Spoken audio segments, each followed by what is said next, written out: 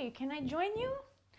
Hi, I'm Gabby from GoNaturalEnglish.com, and this is Apollo. Today we're talking about 5 things that native English speakers from the United States, or Americans, do not say. So I am originally from the United States, but I remember I went to Brazil to learn Portuguese. And then after that, I went to Portugal and I was using my Brazilian Portuguese. And it was really fun because people thought that I was Brazilian. I thought, wow, this is really cool to experiment with this new identity as people thinking of me as Brazilian.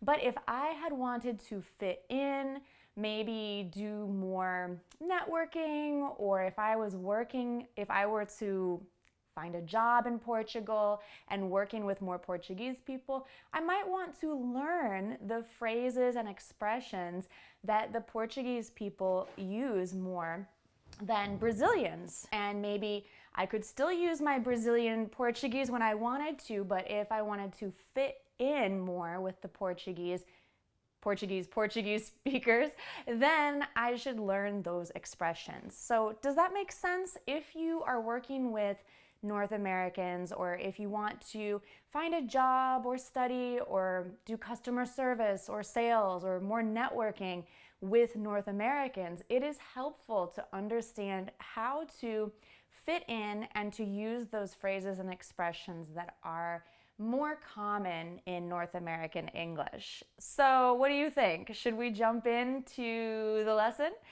If you like lessons like this and you love to learn how to communicate with confidence and fluency in English all over the world with anyone, then make sure to subscribe to Go Natural English and visit GoNaturalEnglish.com for hundreds of other free English tips. So first of all, the one dead giveaway or obvious thing that shows me that someone is not a North American English speaker is when they write to me and they say, "Dear Sir," well, first of all, because I'm not a sir, I'm a woman, or "Dear Ma'am." So in writing, we never use "Dear Sir" or "Dear Ma'am." We would just say "Dear" and then the person's name, or "Hi" and then the person's name. If you're speaking, I'm going to say that most North American speakers do not use sir or ma'am. However, there is an exception. If you go to the south of the United States, this is much more common. It's more of a southern respectful thing that you're supposed to address people as sir, ma'am, or miss.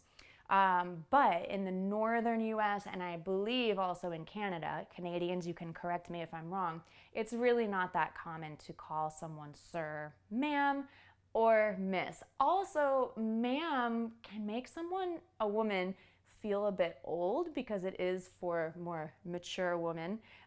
So just keep that in mind. Greetings are huge. So each English-speaking country and region and culture even has their own greetings. But I'll tell you what, when I hear someone greet me with, "How do you do?" I think instantly they are not American.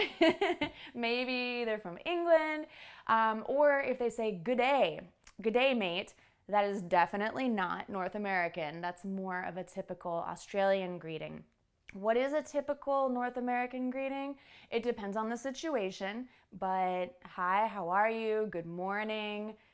How are you? How are ya? These are very typical North American greetings.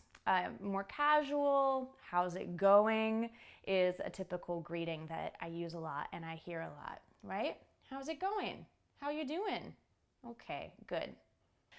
Another expression that Americans do not use is "shall we" to suggest an activity.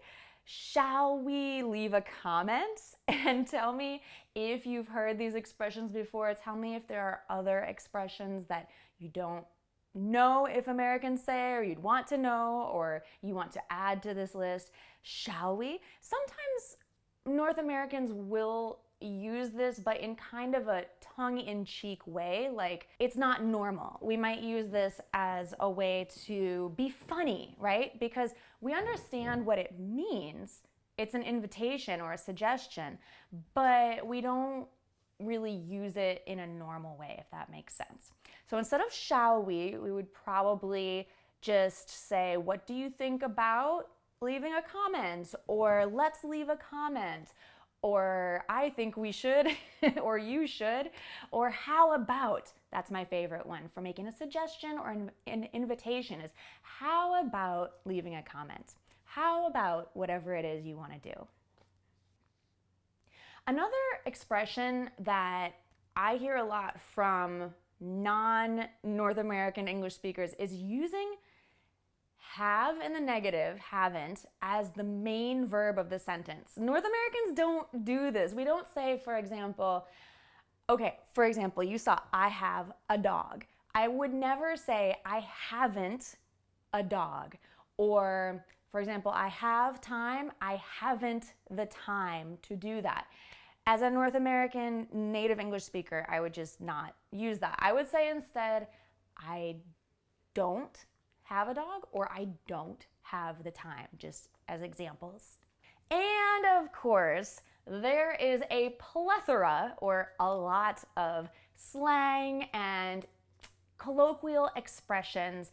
I will not pretend to know all of the non-North American expressions that we don't say here. The first one that comes to mind is I'm knackered, which I believe means I'm tired. So an American would say, I'm so tired, I'm exhausted, I am pooped. It's a bit of slang, but it's common, and it's not rude to say that, even though poop is, well, you know, it's not a nice thing. But you can say, I'm pooped, I am exhausted, I'm so tired, I think that's it. If you can think of any others, let me know in the comments. I'm chuffed is some way to say I'm happy, I'm pleased, I'm so happy, excited, and so on. And then there are vocabulary words like bloke for guy, or nappies for diapers, and the list goes on and on. I don't know all of the English vocabulary that is not North American. I can help you with North American English though. Here at Go Natural English and at gonaturalenglish.com, we have a lot of lessons on vocabulary and pronunciation, and that is a huge part of the complete English course, Fluent Communication, which you can find out more about at gonaturalenglish.com/pre-reg. So what did you think about this list? Is it complete? Do we need to add on to it? Let me know in the comments. Let me know what you think, and I hope that this is helpful. Again, when you know what local English speakers do and don't say, you can use this information to fit in and to have better, more clear communication with the people around you. However, this is not necessary. This is a choice. You can choose if this is what you want to do to fit in with others. It's also a choice to express yourself in different ways. Other people might ask you, what do you mean, am I knackered?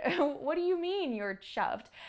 And they may not have the patience to ask you what these things mean. Even native English speakers from the US don't usually know what these other countries' English phrases mean. So that's why I'm suggesting it's a good idea to try to learn the American way of expressing yourself if you want to deal with North Americans. If you don't want to deal with North Americans, then don't worry about it. But again, it is so awesome and so wonderful to have the power and the knowledge and the information to go between both worlds of English speakers. Or all the worlds of English speakers, I should say. All right, well, I hope you enjoyed this. Thank you so much for watching, and have a wonderful rest of your day, hopefully full of lots of English. All right, bye for now.